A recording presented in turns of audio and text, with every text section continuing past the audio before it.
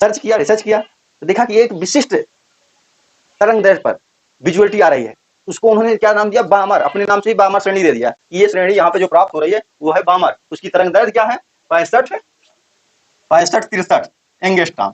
इसकी तरंग दैर्ध्य बता दिया भैया, इसकी तरंग दैर्ध्य इतनी है, ये विजुअल रेंज में है। उसके बाद जब इन्होंने बता दिया, उसके बाद ये दे दिया सूत्र, भैया इस सूत्र के अकॉर्डिंग हम निकाल सकते हैं 1/λ = r × 1/2 का वर्ग - 1/n का वर्ग। उसके बाद और वैज्ञानिक आए, इस पे रिसर्च करना शुरू किए। तो लाइमन साहब आए, उन्होंने उसके नीचे देखा कि नीचे भी कुछ प्राप्त हो रहा है कि नहीं। अरे भाई देखिए, ये बामर हो गया, ये बामर श्रेणी है, यहाँ से जो स्पेक्ट्रम प्राप्त हुआ है बामर। उसके नीचे उन्होंने देखा कि क्या कुछ और प्राप्त हो रहा है। उन्होंने देखा कि हाँ, एक श्रेणी और प्राप्त हो रही है जो लाइमन है। तो वहां पे क्या हुआ? जहां पे यहाँ 2 था, 2 का वर्ग, वहां पे 1 का वर्ग, यानी वही रहने दिया, पूरा वही सूत्र छाप दिया।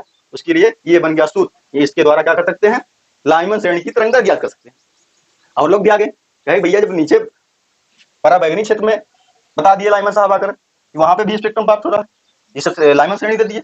उसके बाद फिर ऊपर देखना था, ये दृश्य क्षेत्र था, दृश्य क्षेत्र के ऊपर औरत क्षेत्र था, उसमें पासन जी आगे, पासन श्रेणी अपनी लेकर उन्होंने देखा कि हाँ भैया इसकी तरंग दैर्ध्य होगी।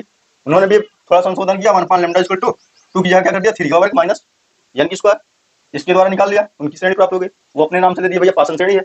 उसके बाद आगे ब्रैकेट साहब, इन्होंने भी क्या किया भैया, चलो हम भी चेक करते हैं। ब्रैकेट साहब आए, ये भी अपने नाम से श्रेणी दे दिया। बस कुछ नहीं कर रहे हैं ये लोग, बस वही सूत्र उठा रहे हैं, यहाँ पे 3 की जगह 4 कर दे रहे हैं। 4 कर दिए तो n का मान कहाँ से स्टार्ट होगा? 5 से स्टार्ट होगा।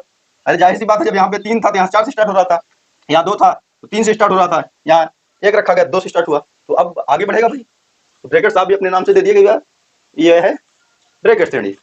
उसके बाद फुंड साहब भी आ गए, उन्होंने कहा भाई हम भी तो हैं।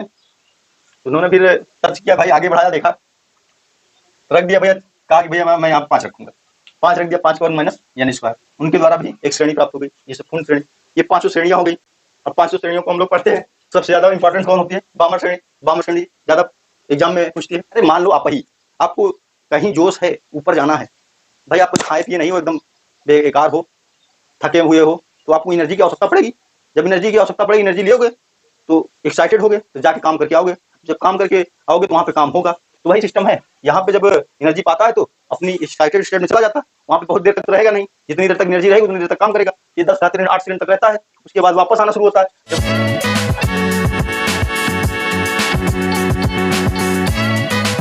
दोस्तों, ये हमारा हाइड्रोजन स्पेक्ट्रम है, इसे हम परमाणु स्पेक्ट्रम बोल सकते हैं, क्योंकि हम जो है परमाणु स्पेक्ट्रम, क्योंकि यहाँ हाइड्रोजन परमाणु है इसलिए परमाणु स्पेक्ट्रम बोलेंगे। तो यहाँ पे हमने हाइड्रोजन परमाणु को दिखाया गया है। तो ये क्या है? हमने हाइड्रोजन की कक्षाओं को दिखाया।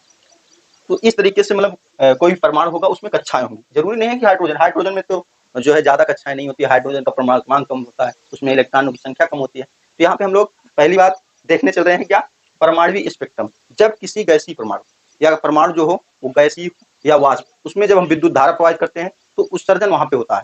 अब उस उत्सर्जन के कारण एक विकिरण उत्सर्जन प्राप्त होती है, और उस विकिरण उत्सर्जन में कुछ विशिष्ट तरंग दैर्ध्य प्राप्त होती है। वहां पे जो विशिष्ट तरंग दैर्ध्य प्राप्त हो रही है, वहां पे जब देखा जा रहा है तो एक विशिष्ट प्रकार का उत्सर्जन प्राप्त हो रहा है, जिसे हम लोग बोलते हैं उत्सर्जन स्पेक्ट्रम। अब उत्सर्जन स्पेक्ट्रम तो प्राप्त हो गया, उसके बाद जो है हमारे बामर साहब जी आगे, स्वीडन के एक स्कूल में अध्यापक थे। उन्होंने सोचा कि यार ये जो हमारा हाइड्रोजन स्पेक्ट्रम देखा जा रहा है, इसमें विशिष्ट तरंग दैर्ध्य प्राप्त हो रहे हैं, विशिष्ट तरंग दैर्ध्य प्राप्त हो रही है, लेकिन कहाँ पे प्राप्त हो रही है? विजुअलिटी कहाँ पे है? दृश्यता कहाँ पे है? उन्होंने देखा, सर्च किया, रिसर्च किया तो देखा कि एक विशिष्ट तरंग दैर्ध्य पर विजुअलिटी आ रही है। तो उसको उन्होंने क्या नाम दिया? बामर। अपने नाम से ही बामर श्रेणी दे दिया। ये श्रेणी यहाँ पे जो प्राप्त हो रही है वो है बामर। उसकी तरंग दैर्ध्य क्या है? 65 63 एंगस्ट्रॉम। इसकी तरंग दैर्ध्य बता दिया भैया, इसकी तरंग दैर्ध्य इतनी है, ये विजुअल रेंज में है। उसके बाद जब इन्होंने बता दिया, उसके बाद ये दे दिया सूत्र, भैया इस सूत्र के अकॉर्डिंग हम निकाल सकते हैं 1/λ = r × 1/2 का वर्ग माइनस 1/n का वर्ग। इसके द्वारा हम जो है इसकी तरंग दैर्ध्य निकाल सकते हैं। अब भाई उन्होंने तो बता दिया कि एक विशिष्ट तरंग दैर्ध्य पर हमें विजुअलिटी प्राप्त हुई है, जहां पे बामर श्रेणी आ गई। उसके बाद और वैज्ञानिक आए, इस पे रिसर्च करना शुरू किए। तो लाइमन साहब आए, उन्होंने उसके नीचे देखा कि नीचे भी कुछ प्राप्त हो रहा है कि नहीं। अरे भाई देखिए, ये बामर हो गया, ये बामर श्रेणी है, यहाँ से जो स्पेक्ट्रम प्राप्त हुआ है बामर। उसके नीचे उन्होंने देखा कि क्या कुछ और प्राप्त हो रहा है। उन्होंने देखा कि हाँ, एक श्रेणी और प्राप्त हो रही है जो लाइमन है।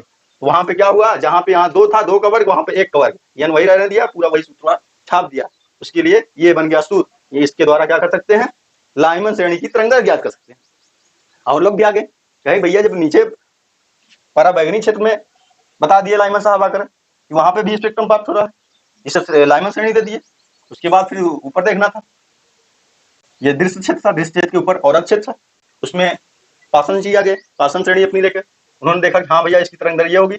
उन्होंने भी थोड़ा संशोधन किया, 1 अपान लैम्डा इक्वल टू 2 की जगह क्या कर दिया 3 का वर्ग माइनस n की स्क्वायर, इसके द्वारा निकाल लिया, उनकी श्रेणी प्राप्त हो गई। वो अपने नाम से दे दिया भैया पासन श्रेणी है। उसके बाद आगे ब्रैकेट साहब, इन्होंने भी क्या किया भैया, चलो हम भी चेक करते हैं।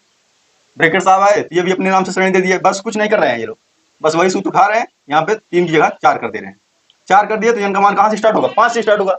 अरे जाहिर सी बात है, जब यहाँ पे 3 था तो यहाँ 4 से स्टार्ट हो रहा था, यहाँ 2 था तो 3 से स्टार्ट हो रहा था, यहाँ 1 रखा गया 2 से स्टार्ट हुआ, तो अब आगे बढ़ेगा भाई। तो ब्रैकेट साहब भी अपने नाम से दे दिए गए, ये है ब्रैकेट श्रेणी। उसके बाद कुंड साहब भी आ गए, उन्होंने कहा भाई हम भी तो हैं, उन्होंने फिर सर्च किया भाई, आगे बढ़ाया, देखा, रख दिया भैया, कहा कि भैया मैं यहाँ पे 5 रखूंगा, 5 रख दिया, 5 का वर्ग माइनस यानी स्क्वायर, उनके द्वारा भी एक श्रेणी प्राप्त हो गई, ये पूर्ण श्रेणी। ये 5 श्रेणियां हो गई। अब 5 श्रेणियों को हम लोग पढ़ते हैं। सबसे ज्यादा इंपॉर्टेंट कौन होती है, बामर श्रेणी। बामर श्रेणी ज्यादा एग्जाम में पूछती है। अब ये सब तो हो गया, तो हमने इधर देखिए, जब स्पेक्ट्रम प्राप्त होता है चारों तरफ प्राप्त होगा। ये लाइन तो ऐसे सीधी सीधी दिखा दी जाती थी, लेकिन जब हाइड्रोजन परमाणु होगा, परमाणु चारों तरफ होगा, इसलिए हमने इस तरीके का गोला गोला बनाया आपको समझने के लिए। अब यहाँ पे आयनन ऊर्जा की बात आ जाती है कि भाई स्पेक्ट्रम प्राप्त हो जा रहा है, कैसे प्राप्त हो जा रहा है, विद्युत धारा प्रवाहित कर दे रहे हैं। अरे भाई परमाणु होता है ना, जैसे परमाणु इलेक्ट्रॉन होते हैं, इलेक्ट्रॉन को एक कक्षा से दूसरे कक्षा में उछालने के लिए क्या करना होता है, बाहर से ऊर्जा दी जाए या बाहर से वो ऊर्जा प्राप्त करे, तभी तो एक कक्षा से दूसरी कक्षा में जाएगा। अरे मान लो आपको कहीं जोश है, ऊपर जाना है भाई, आप कुछ खाए पिए नहीं हो, एकदम बेकार हो, थके हुए हो, तो आपको एनर्जी की आवश्यकता पड़ेगी। जब एनर्जी की आवश्यकता पड़ेगी, एनर्जी लोगे तो एक्साइटेड होगे, तो जाके काम करके आओगे, जब काम करके आओगे तो वहाँ पे काम होगा। तो वही सिस्टम है, यहाँ पे जब एनर्जी पाता है तो अपनी एक्साइटेड स्टेट में चला जाता है, वहाँ पे बहुत देर तक तो रहेगा नहीं, जितनी देर तक एनर्जी रहेगी उतनी देर तक काम करेगा। ये 10⁻8 सेकंड तक रहता है, उसके बाद वापस आना शुरू होता है। जब वापस आता है तो वो क्या करता है, विकिरण के रूप में जो है फोटोन के रूप में उत्सर्जन करता है। तो फोटोन क्या है, प्रकाश के बारे में बताता है। तो वहां पे क्या होता है, हमें स्पेक्ट्रम प्राप्त होता है और उससे एनर्जी लॉस होती है। तो ये देखिए, ये सूत्र हमारा है आयनन विभव, आयनन ऊर्जा के लिए। यहाँ से हम लोग जो है एक कक्षा से दूसरे कक्षा में जाने पर या एक कक्षा से दूसरे कक्षा में ले जाने के लिए कितनी एनर्जी की आवश्यकता, कितनी एनर्जी देनी पड़ेगी। तो यहाँ से देखिए इस सूत्र पे रखेंगे। अगर पहली कक्षा में से हमें जाना है एक्साइटेड स्टेट में, तो हमें 1 रखना पड़ेगा। कितनी एनर्जी होगी, 13.6 इलेक्ट्रॉन वोल्ट की आवश्यकता होगी। उसके बाद दूसरी कक्षा में जाना है, यहाँ पे 2 रखेंगे, 2 2 4 हो जाएगा, वर्ग होगा, इतनी एनर्जी 3.4 इलेक्ट्रॉन वोल्ट की आवश्यकता होगी। इसी तरीके से हम ये सूत्र इंपॉर्टेंस के तौर पर रख सकते हैं, इलेक्ट्रॉन वोल्ट और ये दोनों बहुत ही इंपॉर्टेंट है आपके लिए। आप लोगों को जहाँ तक है मुझे बहुत अच्छे से समझ में आया होगा। आप लोग इस वीडियो को ज़्यादा से ज़्यादा शेयर करें और अपने दोस्तों को पहुँचाएं और उनकी हेल्प करें इस परमाणु स्पेक्ट्रम को समझने में। तो जय हिंद दोस्तों।